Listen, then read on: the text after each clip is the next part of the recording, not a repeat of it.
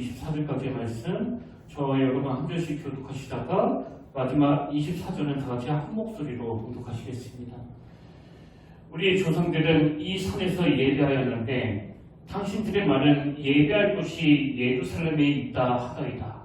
예수께서 이르시되 너희가 내 말을 알리라. 이 산에서 말고 예루살렘에서 말고 너희가 아버지께 예배할 때가 이르리라. 너희는 알지 못하는 것을 예배하고 우리는 아는 것을 예배하노니 이는 구원이 유대인에게서 납니다. 아버지께서 천국에 예배할 자들은 영과 진리로 예배할 때가 오나니 곧 이때라. 아버지께서는 자기에게 이렇게 예배하는 자들을 찾으시니라. 다 하시겠습니다. 시작. 하나님은 영이시니 예배하는 자가 영과 진리로 예배할지니라. 아멘. 할렐루야. 반갑습니다. 우리 함께 인사 나누기로 원합니다. 참 잘 오셨습니다. 오늘도 축복합니다. 네, 축복합니다. 오늘도 주님께서 얘기하신 그 은혜들로 여러분 심령이 가득 넘치게 되시기를 주님 이름으로 축복합니다. 지금 우리 평택교회는 지난 몇 주 동안에 영적 기초 다지기를 위한 그 6가지의 훈련들을 하나씩 살펴보면서 우리가 처음부터 새로 시작하자. 모태신앙, 권사님, 집사님, 담임 목사 할 거 없이 그 신앙의 기초를 새로 다지기 위해서 이 6가지 훈련을 계속 강조하고 있는데요. 지금까지 우리가 그 3가지 항목을 살펴보지 않았습니까? 그래서 첫 번째 훈련 항목이 그 말씀 묵상. 이게 우리 신앙생활에 너무나 중요한 핵심이기 때문에 우리 교회 성도님이라면 이 말씀 묵상 훈련을 해야 된다고 말씀드렸습니다. 사실 저는 오래전부터 사석에서도 몇 번 말씀드린 것 같은데요. 이 교회 이름을 바꾸고 싶다는 생각을 제가 하고 있었거든요. 왜냐하니까 물론 평택교회라는 지역의 대표성을 띈 이 이름도 너무나 좋지만 저는 이 이름 안에 우리 교회의 특징을 좀 담고 싶은 거예요. 그래서 계속 기도하면서 또 여러 목사님들께 조언도 구하고 그랬는데요. 제가 이번에 이 기초 다지기 훈련에 대해서 묵상하다 보니까 제 머릿속에 자꾸 맴도는 생각이 뭐냐면 우리 교회 이름을 그 말씀 묵상 교회라고 바꿀까? 우리 다음 주부터 이름 바꿀까요? 그래서 저는 여러분이 직장에 갔는데 어느 교회 다니세요? 그렇게 물을 때 저는 말씀 묵상 교회 다닙니다. 이렇게 말하셔야 되는데 설마 말씀 묵상 안 하시겠나? 이런 상상을 제가 해본 거예요. 근데 여러분 사실 교회 이름을 어떻게 짓느냐보다 이 교회가 뭘 추구하는지가 더 중요한 거 아닙니까? 저는 정말 우리 평택교회 하면 그리고 평택교회 성도님들 하면 그 이미지가 딱 한마디로 말씀 묵상을 잘하는 교회, 말씀 묵상을 잘하는 성도 이렇게 귀결되게 되기를 주님 이름으로 축복합니다. 그만큼 이 말씀 묵상이 중요하기 때문에 제가 이걸 첫 번째 항목으로 꼽았고요. 그 다음에 영적 기초 다지기 두 번째 훈련은 기도 훈련이라고 그랬습니다. 기억하시죠? 기도는요 타고나는 게 아니에요. 그래서 태어날 때부터 기도 잘하는 사람, 기도 못하는 사람으로 나눠지는 게 아니라 기도는 훈련으로 이루어지는 겁니다. 우리 교회에도 아침에 오셔가지고 혹은 그 퇴근 후에 오셔가지고 교회에서 기도하시는 분이 계시는데요. 여러분 그 권사님들이 그렇게 된 건요 하루아침에 갑자기 그렇게 된 게 아니고요 그만큼 노력을 했기 때문이에요. 처음에는 누구도 그 1시간 못 채웁니다. 1분 기도하고 나면 더 이상 할 게 없는데요. 근데 사랑하는 사람하고는 좋아하는 사람하고는 시간 가는 줄도 모르고 대하는 것처럼 우리가 주님과 끊임없이 그 사랑의 대화를 나누는 그런 특별한 관계로 자리 잡기 위해서는 이 기도가 습관이 될 때까지 훈련하셔야 된다는 거예요. 그런가 하면 영적 기초 다지기를 위해서 우리가 해야 되는 그 세 번째 항목은 그 공동체성 회복 훈련인데요. 여러분 결혼을 절대 혼자 못하는 것처럼 이 신앙생활도 마찬가지입니다. 혹시 이런 말 들어보셨습니까? 인생의 방황은 예수 그리스도를 만나면 끝나고 신앙의 방황은 좋은 교회를 만나면 끝난다. 무슨 뜻이에요? 인생의 방황은 예수님을 만나야 끝나지만 신앙이 성장하려면 혹은 그 신앙의 방황을 끝내려면 좋은 교회를 만나서 좋은 사람들과 함께 이 신앙생활을 영위해야 된다는 거예요. 그래서 저는 우리 평택교회가 그리고 이 땅의 수많은 교회들이 뭐 예수님을 만나는 통로 역할을 할 뿐만 아니라 그 교회 공동체에서 사랑으로서 할수록 신앙이 성장하기를 바라고 또 더 이상 사람들한테 다른 상처들로 방황하는 분이 없기를 간절히 원하는데요. 그 일이 가능하기 위해서는 이 공동체성이 회복돼야 한다는 겁니다. 그래서 제가 지난 시간까지 말씀 묵상 훈련, 기도 훈련, 공동체성 회복 훈련 이렇게 세 가지를 강조했고요. 오늘은 영적 기초 다지기 네 번째 항목을 다루려고 하는데, 자, 우리가 해야 될 그 네 번째 훈련이 뭐냐? 바로 예배 회복 훈련입니다. 예배 회복 훈련. 사실 이 항목을 제가 네 번째에다가 갖다 뒀지만요.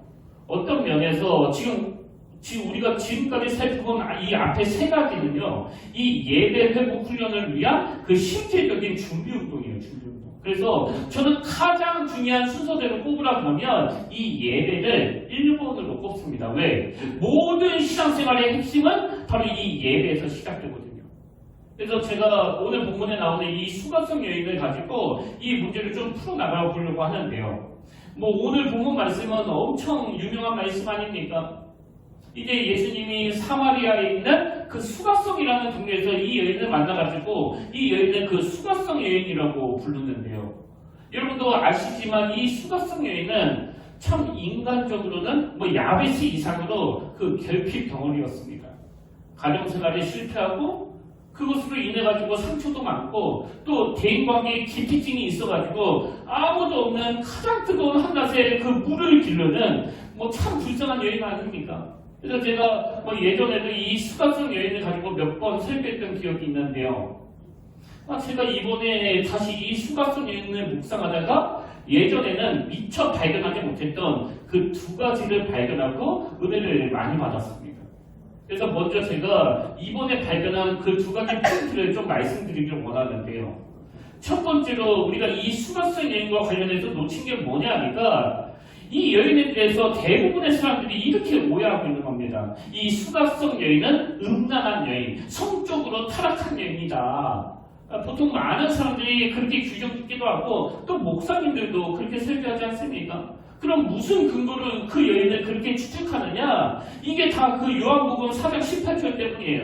너에게 남편 5이 있었고 지금 있는 자도 내 남편이 아니니. 이 주님의 말씀이 뭐 이 여인은 예전에도 남편이 5이나 있었고 지금 같이 사는 6번째 남자도 뭐 남편은 아니지만 동거하고 있다고 하시니까 이 여자는 성적인 욕망이 많은 그 문란한 여자라고 그렇게 단정짓는 겁니다. 근데 제가 이번에 이 수가성 여인에 대해서 묵상하면서 뭐 여러 자료들을 살펴보니까 그게 아니더라고요. 그게.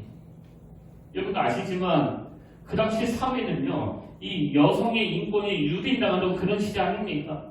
그래서 제가 발견한 그 자료를 보니까 그 당시에는요. 여성이 남성에게 막 억압을 받던 시대였기 때문에 아내가 그 남편한테 이혼을 요구할 권리가 없었다는 거예요. 그러니까 우리가 뭐 추측하는 것처럼 이 수가성 여인은 그렇게 욕망에 눈이 먼 여성이 아니라 이 남성 중심적인 사마리아 사회에서 여성이기 때문에 5번이나 버림받았던 그 희생자라는 겁니다. 그래서 그 상처로 인해 가지고 자신감을 잃어버리고 대인기피증이 와가지고 사람들을 만난 걸 자꾸 피하게 되는 이런 가슴 아픈 상황에 빠진 여인인데요. 그런 의미에서 혹여나 여러분 중에 이 사실을 예전부터 알았던 분은 뭐 예외지만 그동안 이 수가성 여인을 뭐 음란한 여자, 방탕한 여자, 뭐 물란한 여자 이렇게 생각하셨다면 그 다 천국에 가셔서 제일 먼저 이분을 만나 사과해야 돼요. 내가 그동안 잘 몰라서 오해했었다고. 여러분 뭐 성경 인물은 그렇다 치더라도요. 사실 우리가 그 대인관계에서도 이런 식으로 사람을 오해하는 경우가 뭐 얼마나 많습니까? 이번에 제가 이 말씀을 묵상하면서 스스로를 돌아보니까요. 저 역시도 잘 알지도 못하면서 함부로 판단하고 정리할 때가 너무 많더라고요. 여기 평택 동지방에 왔을 때도 마찬가지예요. 와서 뭐 조금만 있으니까 막 여기저기서 들리는 이야기가 지방의 어떤 목사님이 막 이단에 빠져가지고 그 성도들이 다 나간다. 그런 소문이 막 엄청 떠돌았거든요. 그리고 저도 많은 분들이 그렇게 말씀하시니까 그 소문을 듣고 정말 그 말이 사실인가 보다 그렇게 생각했었는데요. 이 목사님과 한번 그 식사의 기회가 있어서 만나서 대화를 해보니까 그게 완전히 그 틀린 이야기더라고요. 그 멀쩡하게 사역하고 있는 목사님은 그냥 이단에 빠진 타락한 목사를 주장하고 있는 겁니다. 여러분, 우리는 이걸 두려워해야 돼요. 그래서 남에 대해서 웬만하면 그 말을 안 하는 게 제일 좋습니다. 그리고 누가 남 얘기를 꺼내려고 하면 하지 말라고 그러세요. 하지 말라고. 우리 이야기 하려고 만나는데 왜 자꾸 그 남 얘기 하시느냐고.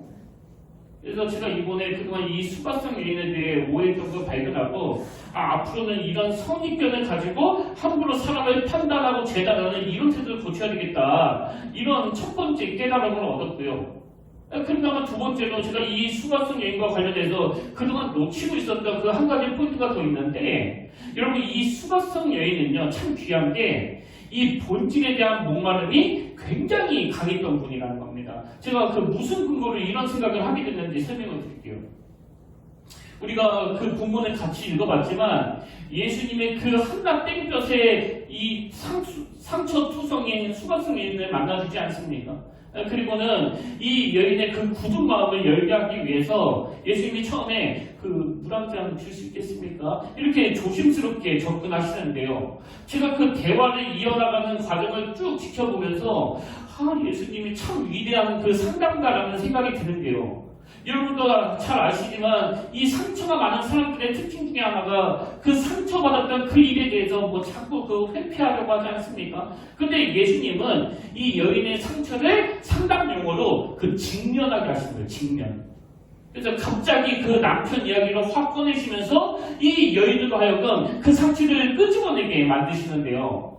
여러분, 또 이렇게 또 상처가 많은 분들은 자기의 상처를 잘 오픈 안 하는 것도 특징이지만 또 대부분 그 경계심도 많지 않습니까? 이 여인도 마찬가지로 처음에는 낯선 남자가 다가오니까 왜 유대인이 나한테 말을 거시느냐고 이런 거부감이 있는 거예요. 근데 대화를 이어나가는 과정에서 이제 예수님이 한꺼풀 그 마음을 어루만져 가시니까요. 서서히 이 여인의 마음이 열려지면서 그때는 예수님이 이 메시아인지 모를 때니까 이분이 누군지는 모르지만 보통 분이 아니구나, 아주 비범한 분이구나, 그걸 깨닫게 되는 겁니다. 그게 19절에 나오는 내용인데요. 자, 수가성 여인이 이렇게 이야기합니다.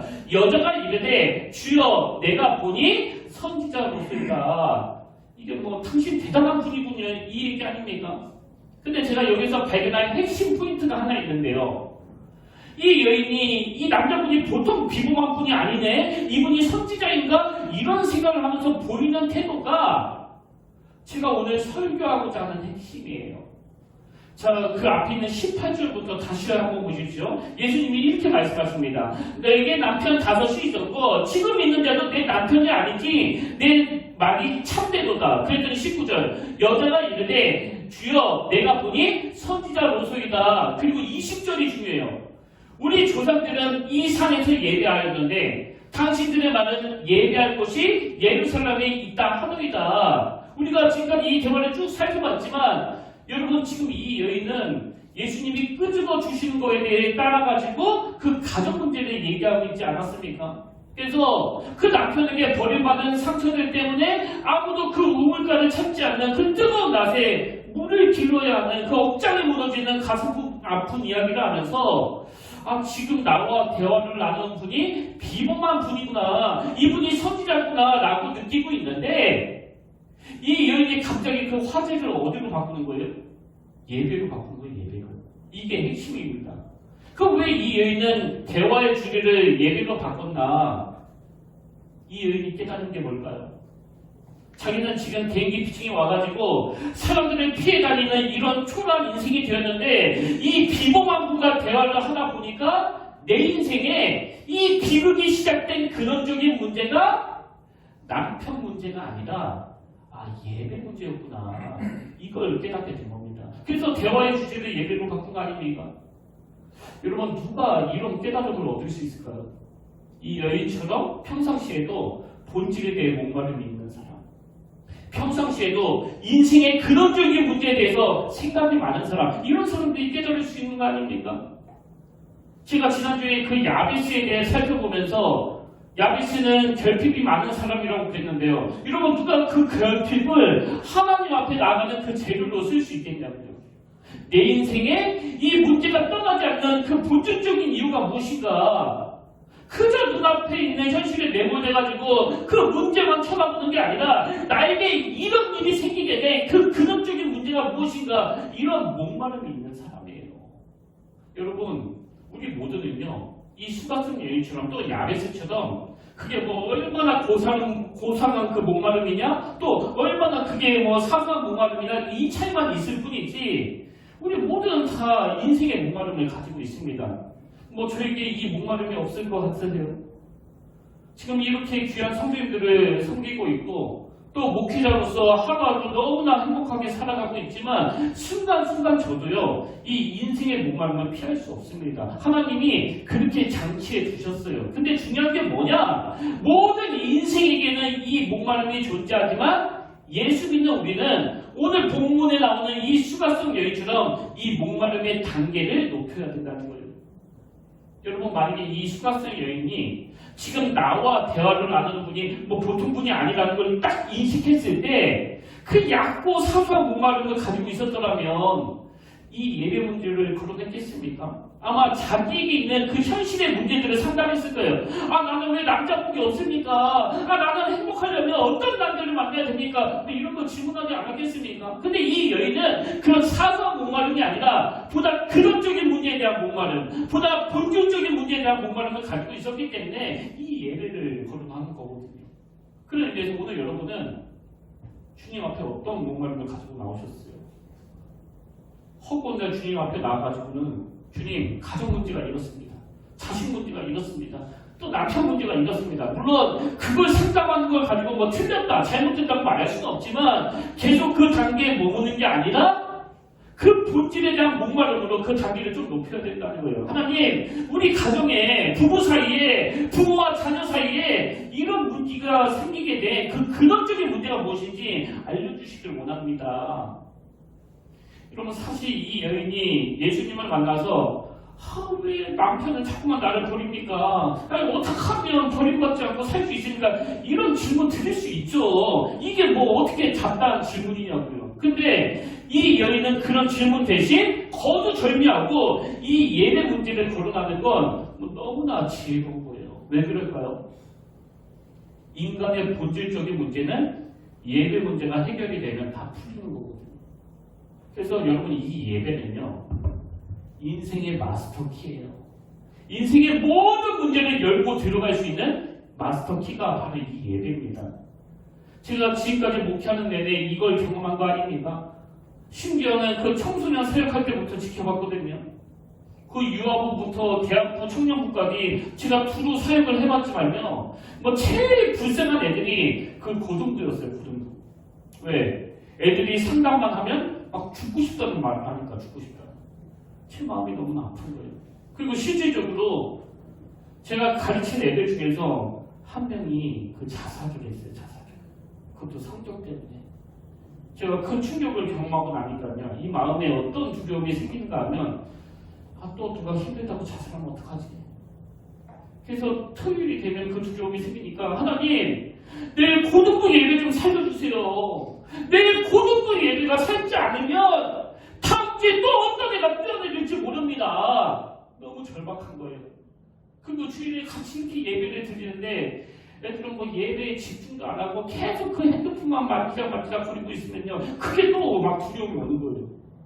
하나님 오늘 저 아이가 이 예배를 통해 주님을 만나야 그 다음 주가 안전할 텐데 아버지 이 우둔한 종의 입술을 통해 저 아이들이 예배의 주인 되시는 주님을 만나기 원합니다. 그래서 저는요 뭐 지금도 마찬가지지만 청소년 사역할 때 무슨 행사 같은 거 뭐 절대 안 했습니다. 간혹 가다가 애들이 저한테 와가지고 다른 교회는 뭐 공휴일이 되면 무슨 체육대회, 탁구대회, 농구대회, 축구대회 이런 거 하는데 그런 건 안 해요. 그래도 저는 무슨 교회가 그 스포츠 센터도 아니고 절대로 안 한다고 그랬어요. 그래서 사역하는 내내 모든 에너지를 예배에 집중했는데요. 너무나 놀라운 일들이 일어나는 겁니다.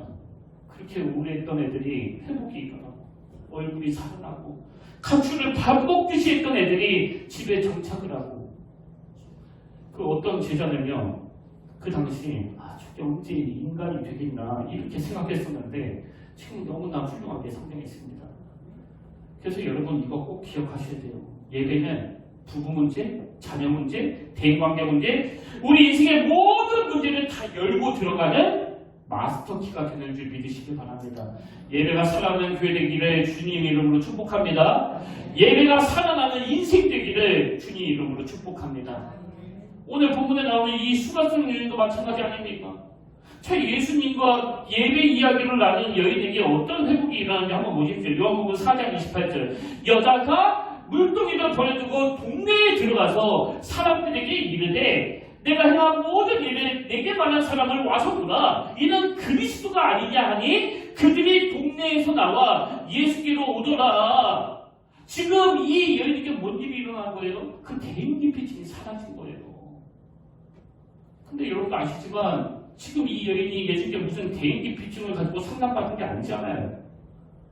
이 여인은요, 우울증을 회복하기 위해서 무슨 진단을 받은 게 아니고 단지 그 본질에 대한 목마름으로 이 예배 얘기를 꺼낸 거예요. 어떻게 예배를 드리면 하나님이 정말 기뻐하시는 올바른 예배를 드릴 수 있겠습니까? 근데 어떤 일이 일어났다고요? 여자가 물동이를 버려두고 동네로 들어가서 대인기피증이 치료가 된 거예요. 이런 점에서 저는 요한복음 4장 23절이요. 아버지께 참되게 예배하는 자들은 영과 진리를 예배할 때가 오나니 곧 이때라. 아버지께서는 어떤 사람을 찾습니까? 자기에게 이렇게 예배하는 자들을 찾으시느니라. 다시 한번 질문 드릴게요. 오늘 여러분 내면에는 어떤 목마름이 있으세요?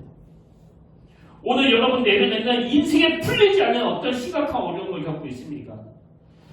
맨날 그 한 문제가 생기면 허덕허덕 해결하고 또 조금 있다가 또 다른 문제가 생기면 허덕허덕 해결하고 언제까지 이러시겠냐고요.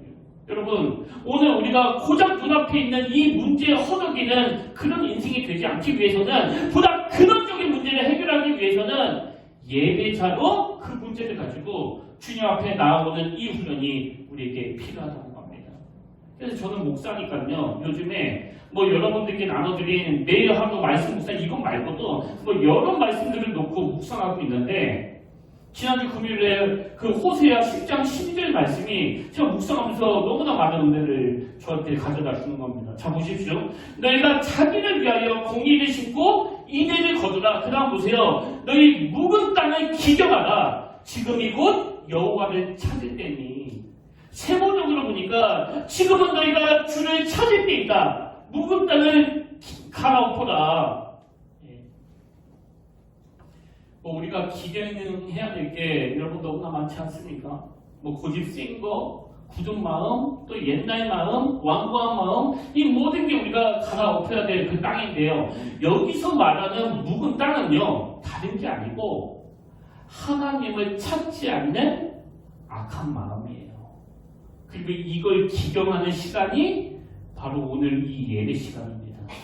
그래서 저는 오늘 이 예배를 통해서 저와 여러분이 여세 동안 하나님 없이 내 맘대로 그 중요한 거 결정한 거, 여세 동안 하나님께 의뢰하지도 않고 내 맘대로 판단하는 거, 이 모든 것들을 하나님 앞에 회개하고 다시 한번 하나님만 바라보겠노라고 결단하면서 우리의 삶이 하나님의 영향력 아래 놓이게 되기를 주님의 이름으로 축복합니다. 이 묵은 땅을 갈아엎는 게 오늘 예배라는 거예요. 그래서 저는 오늘 우리가 이 예배를 회복하기 위해서 그 동전의 양면처럼 두 가지 변화를 꿈꿔야 된다고 생각하는데요. 자, 첫 번째로 예배 회복을 위해 우리가 뭘 변화해야 되느냐? 바로 비본질적인 요소를 제거해야 된다는 겁니다. 이 비본질적인 요소 제거하기. 본문 20절에 보십시오. 여인이 이렇게 말합니다. 우리 조상들은 이 산에서 예배하였는데 당신들의 말은 예배할 곳이 예루살렘에 있다 하더이다. 그랬더니 주님께서 21절 예수께서 이르실 때 여자여 내 말을 믿으라. 이 산에서도 말고 예루살렘에서도 말고 너희가 아버지께 예배할 때가 이르리라. 그리고는 22절 너희는 알지 못하는 것을 예배하고 우리는 아는 것을 예배하노니. 여러분 지금 예수님이 뭘 강조하시는 거예요? 예배 드리는 장소가 너무나 중요하다고 생각하는 건 그건 비본질적인 거라는 거예요. 얼마 전에 그 어느 목사님이 제 목회를 지원하면서 뭐라고 말씀하시냐면, 자기가 그랬던 것처럼 김 목사도 하나님 앞에 밤마다 그 아내와 함께 막 울면서 여러 개를 구해야 되는데 그 중에 하나가 그 주차장 달라고 기도해야 된다는 거예요. 그래서 제가 왜 그런 기도를 드려야 되는데요? 물으니까 그 목사님이 그 이유를 이렇게 말씀하시더라고요. 교회가 성장하기 위해서는 제일 먼저 이 주차장이 확보돼야 하기 때문이다. 저는 솔직히 그 이야기를 듣고 제 귀를 의심했거든요. 아니 주차장이 넉넉해야 교회가 성장할 수 있다니. 여러분 그 교회를 성장시키는 건 하나님 아닙니까? 그리고 지금 예수님도 지금 뭘 강조하시는 거예요? 예배는 장소가 문제가 아니라는 거예요. 왜? 그 장소는 비본질적인 요소이기 때문에. 그래서 지하에서 예배를 드리건 또 상가에서 예배를 드리건 그리고 지금도 뭐 영상을 보면서 집에서 예배 드리시는 분도 계시는 거 아닙니까? 아니 장소가 어떻게 이 예배의 본질이 될 수 있겠냐고요. 뭐 이런 거 말고요. 또 찾아보면 우리가 추구하는 것들 중에서 이 비본질적인 요소가 얼마나 많은지 모릅니다. 뭐 찬송가를 부르나? 복음성가를 부르냐? 또 반주자가 있느냐? 반주자가 없느냐? 성가대가 있느냐? 성가대가 없느냐? 이건 다 비본질적인 거예요. 왜? 하나님은 어떤 특정한 장소에 어떤 특정한 찬양에 국한된 분이 아니시기 때문이에요. 그래서 여러분 우리가 첫 번째로 이 예배 회복을 위해 이런 비본질적인 요소를 제거해야 된다면 두 번째로 그 동전의 양면처럼 그럼 뭐가 예배의 본질이냐? 하나님께 집중하기. 이게 예배입니다. 이게 예배의 전부예요. 자, 본문 21절을 보십시오. 예수께서 얘기하실 때 여자여 내 말을 믿으라. 이 산에서도 말고 예루살렘에서도 말고 그 다음 보세요. 너희가 아버지께 예배할 때가 이르리라. 무슨 뜻이에요? 예배는 장소의 문제가 아니라 예배는 누구를 경배하느냐의 문제라는 거예요. 예배는 누구를 집중하느냐의 문제라는 겁니다.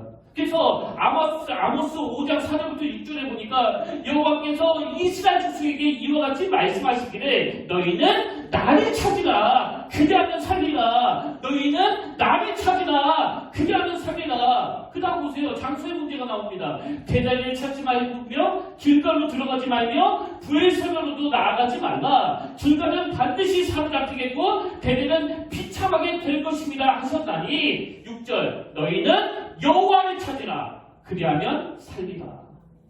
여러분 다시 말씀드려요. 무슨 주차장 확보가 교회 부흥의 열쇠 아닙니다.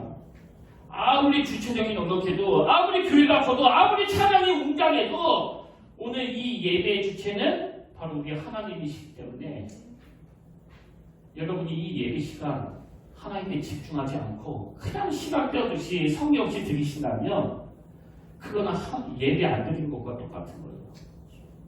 그리고 여러분이 이 아침에 육신적으로 피곤한데도 불구하고 아침 일찍 일어나 샤워하고 옷 입고 또 머리 만지고 여기까지 오셨지만 여호와 하나님을 찾지 않고 오늘 그 설교자 김을수 목사만 보고 가신다면 여러분은 예배 드린 게 아닙니다. 예배는 여호와 하나님을 찾는 거예요. 지금 한국교회가 방치하면 안 되는 그 치명적인 문제가 바로 이거 아닙니까? 하나님은 안 보이고 이 담임 목사만 보이는.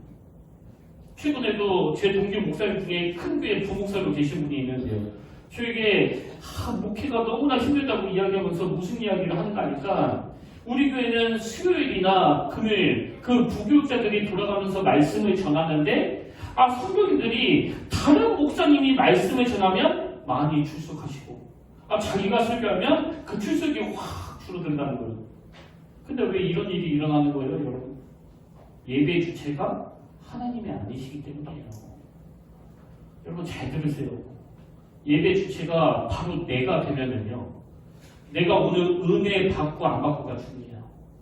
내가 오늘 위로 받고 안 받고가 중요해요. 그리고 자꾸 그 찬양 선곡이 중요해지는 거, 예배 순서가 중요해지는 거, 그건 예배의 주체가 내가 될 때 나타나는 증상들이에요. 그렇기 때문에 예배 드리시면서 내가 주인공이 돼서 내가 받고 누리는 게 목적이 돼서는 안 되고요.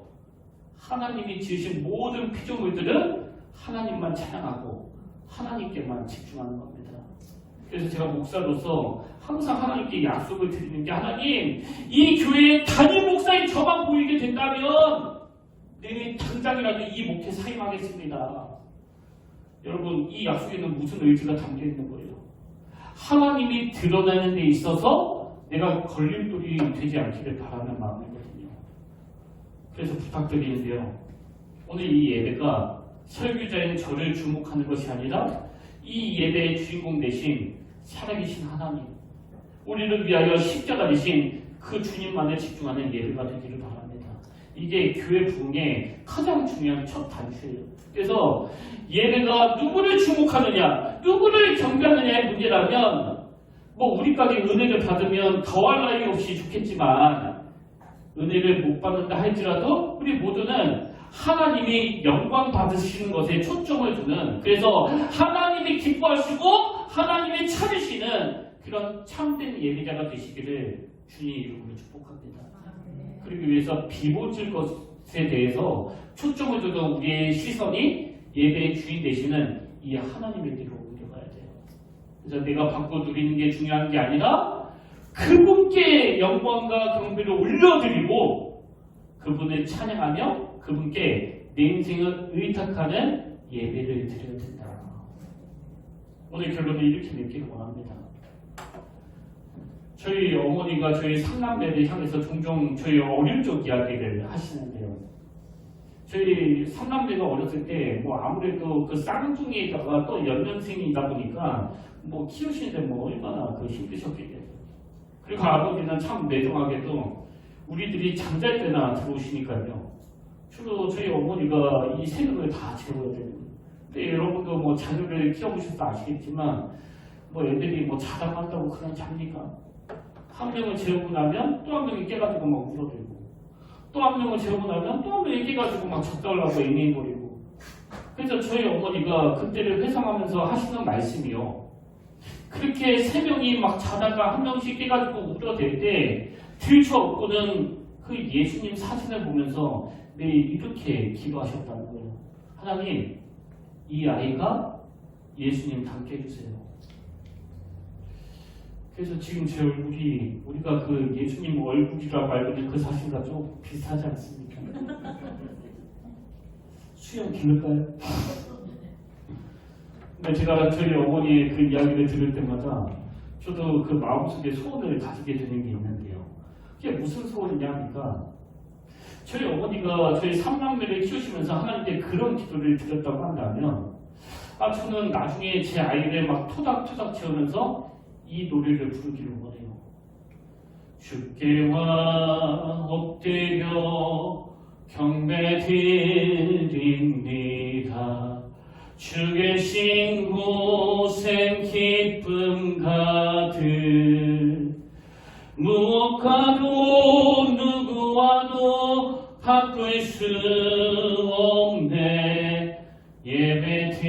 예배드림이 기쁨 됩니다.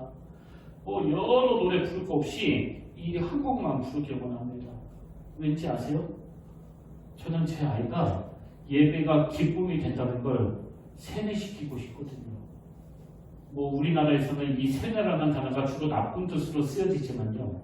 저는 주변에서 목사님 가정에서 자란 자식들이 딱 성인이 돼가지고는 오히려 그 신앙을 잃어버리는, 그래서 그 신앙이, 그 믿음이 부모 세대에서 끊어버려지는 것을 많이 봤기 때문에 비록 세뇌라는 단어가 좋은 뜻이 아니라고 하더라도 이 예배가 무엇과도 누구와도 바꿀 수 없는 이 기쁨을 제공한다는 걸 제 아이 머릿속에 각인시키길 원합니다. 그럼 제가 왜 아직 있지도 않는 예배 향해서 이런 소원을 가졌을까요? 예배가 우리 인생의 마스터 키이기 때문이거든요. 그래서 오늘 이 소원을 여러분을 향해서도 똑같이 빌어드리고 오늘 말씀을 마치길 원하는데요. 여러분 사실 이 땅에 누구라서 그 인생에 목마름이 없겠습니까? 아니 누구라서 그 수가성 여인이 느꼈던 그 인생의 눌림을 피해갈 수 있겠냐고요. 저도 마찬가지예요. 저도 목사가 됐지만 아직도 인생에 많은 눌림이 있습니다.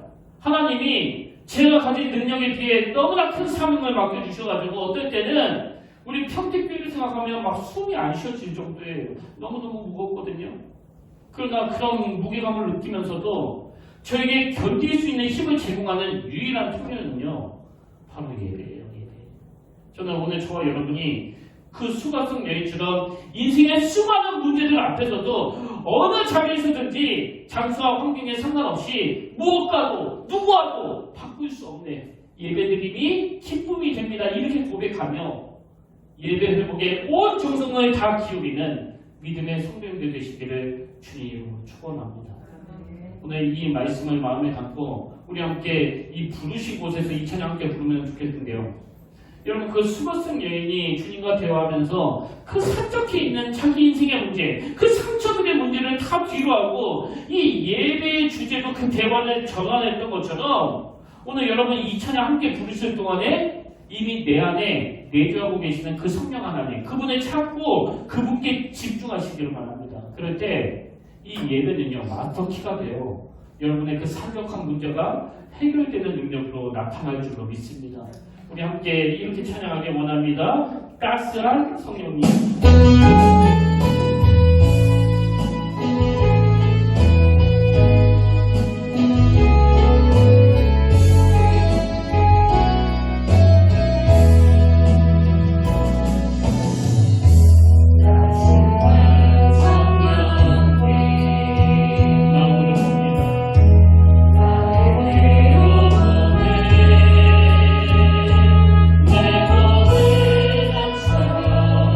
주님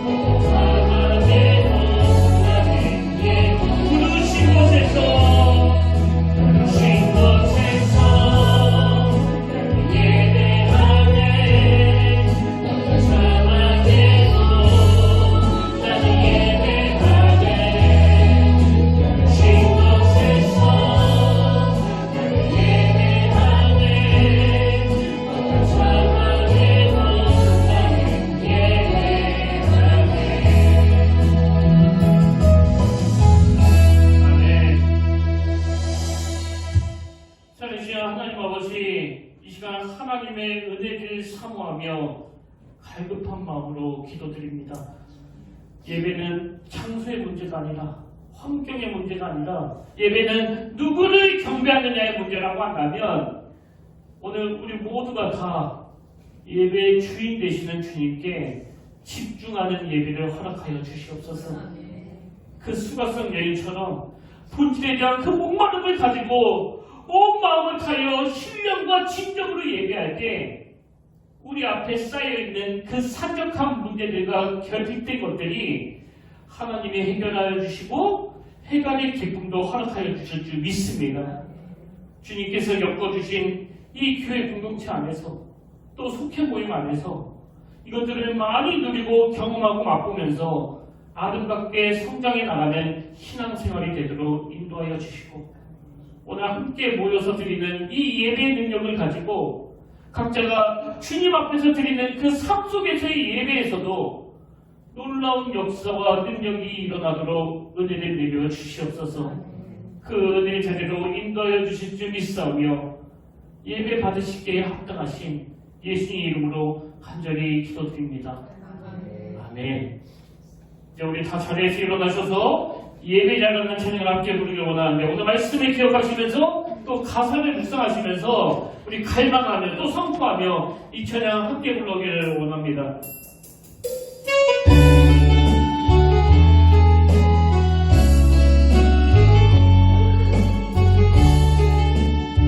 이렇게 찬양합니다.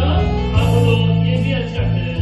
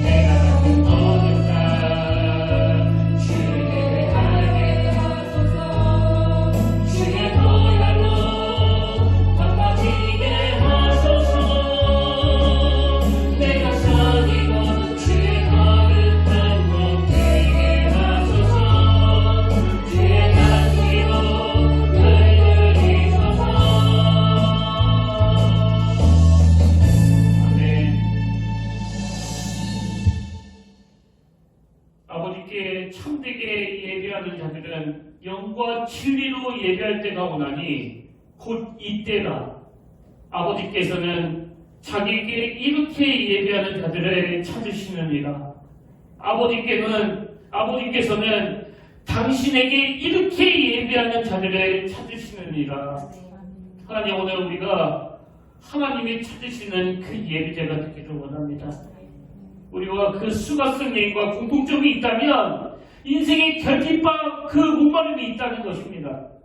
그런데 이 여인이 주님과 예배에 관한 대화를 나누면서 그 버림받은 자가 겪어야 했던 모든 상처들과 개인 기피증을 치유받았다고 한다면, 아버지, 오늘 이 시간 예배 가운데 어떤 성도님들에게, 어떤 집사님에게, 어떤 권사님에게 그 치유의 역사가, 이 놀라운 사건이 일어나게 하여 주시옵소서.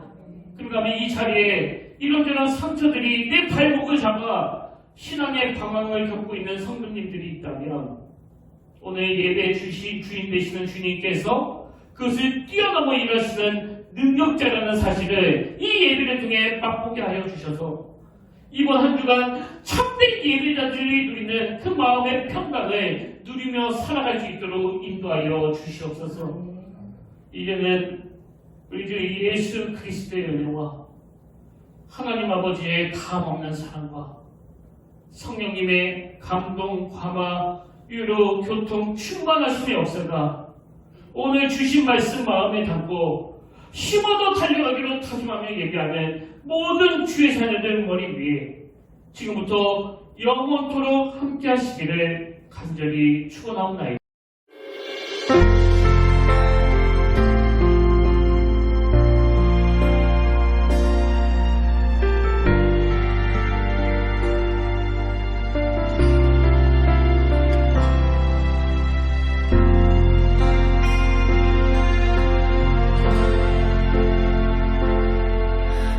서 있는 이곳에서 높임을 받으소서.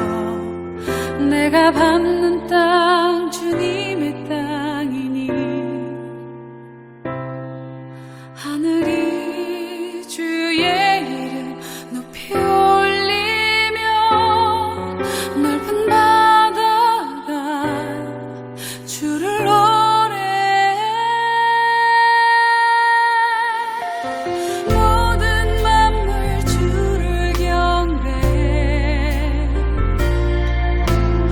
모든